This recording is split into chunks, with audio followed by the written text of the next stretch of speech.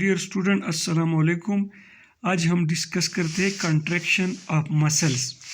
Contraction of muscle मतलब से पहले हम कुछ कॉन्सेप्ट है आप लोगों का मैं क्लियर करना चाहता हूँ, और वो ये है कि जब मसल कंट्रैक्ट होता है तो इसमें मतलब अहम रोल जो है आपका नर्वस सिस्टम, लेकिन मतलब जो आपका न्यूरॉन है वो रोल अदा करता है। तो वो कौन सा न्यूरॉन है? वो है मोटर न्यूरॉन। सपोज ये एक मोटर न्यूरॉन है और इस मोटर न्यूरॉन की जो एंडिंग है इसको हम क्या कहते, ये एक्सान है और एक्सान की ये एंडिंग है। तो ये असल में इस एक्सान की एंडिंग में क्या होता है, एक इस तरह की नब लाइक स्ट्रक्चर होता है, इसको हम साइनेप्टिक नब कहते हैं। क्या कहते हैं? साइनेप्टिक नब। इस साइनेप्टिक नब में वेसिकल्स होते हैं, इसको हम साइनेप्टिक वेसिकल कहते हैं। और इस साइनेप्टिक वेसिकल के अंदर क्या होता है, न्यूरोट्रांसमीटर होते हैं, और इस न्यूरोट्रांसमीटर का नाम होते हैं एसिटाइल कोलिन। ये एसिटाइल कोलिन इसके साथ अटैच होता है। अभी ये जो मोटर न्यूरॉन है और ये आपका मसल का मेम्ब्रेन है, इसके दरमियान जो इलाका है, इस सारे इलाके को हम न्यूरोमस्कुलर जंक्शन कहते हैं। अभी इस न्यूरोमस्कुलर जंक्शन में क्या होता है, मैं आपको बता रहा हूँ कि जो मसल्स की सेल मेम्ब्रेन है इसको हम सर्कुलेमा कहते हैं।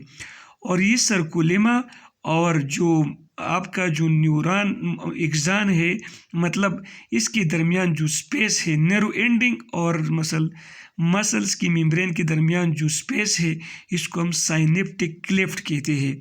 अभी क्या होता है मैं आपको बता रहा हूँ। सबसे पहले मैं आपको बता रहा हूँ कि मसल्स में असल क्या होते हैं। मसल की मेम्ब्रेन को हम सर्कुलेमा कहते हैं, और ये सर्कुलेमा क्या है, ये सर्कुलेमा जो है ये फोल्डेड हुआ है, अंदर की तरफ चला गया है। ये एक ख़ास किस्म का ट्यूब्यूल्स बनाते हैं, टी शेप की ट्यूब्यूल, इसको हम ट्रांसवर्स ट्यूब्यूल कहते हैं।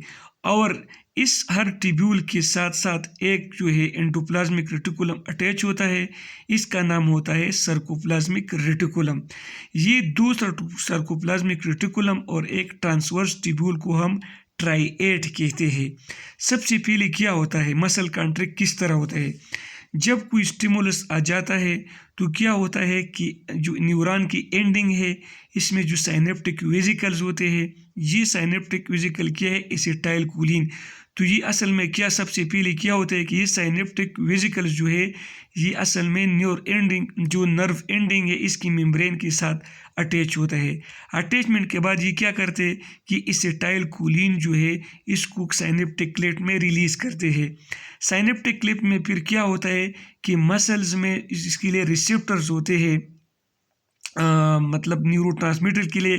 तो जब इसके साथ अटैच होता है तो सोडियम इन्फ्लक्स ज़्यादा हो जाता है। सोडियम इन्फ्लक्स जो है वो ज़्यादा होने के साथ फिर क्या होता है कि आपके जो मतलब सोडियम इन्फ्लक्स ज़्यादा हो जाता है, और ये सोडियम किस तरह जाता है कि ये जो आपका ट्रांसवर्स ट्यूब्यूल है इसके आसपास ही जाता है। तो ये क्या करता है कि ये असल में ये मतलब क्या करता है कि ये सर्कोप्लाज्मिक रेटिकुलम से कैल्शियम रिलीज़ करता है। तभी ये कैल्शियम जब रिलीज़ होगा तो इसका पैदा क्या होगा, जब ये कैल्शियम रिलीज़ होगा तो नॉर्मली क्या होता है, मैंने एक पहले लेक्चर में आपको बताया था कि नॉर्मली जो मसल्स है इसमें दो किस्म की फिलामेंट होता है, एक एक्टिन होता है और दूसरा मायोसिन होता है।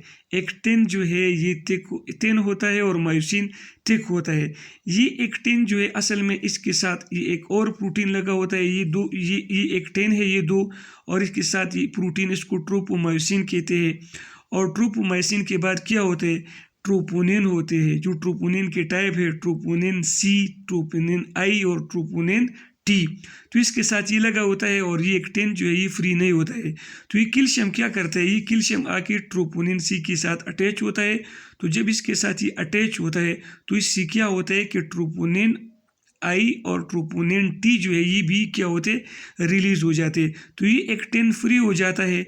जब ये एक्टिन फ्री हो जाता है, ट्रोपोमाइसिन भी रिलीज होता है, तो ये एक्टिन फ्री हो जाता है। तो ये एक्टिन फिर क्या होता है, ये जो मायोसिन का हेड है इसके साथ अटैच होता है। इसमें रूल कौन अदा करता है, इसमें रूल अदा करते हैं कैल्शियम और एटीपी। कैल्शियम असल में एक्टिन को फ्री बनाता है, और एटीपी क्या करता है, एटीपी एक्टिन को मायोसिन की ये हेड के साथ अटैच करता है। और इस नेक्स्ट वीडियो में हम डिस्कस करेंगे कि ये मसल किस तरह कॉन्ट्रैक्ट होते हैं।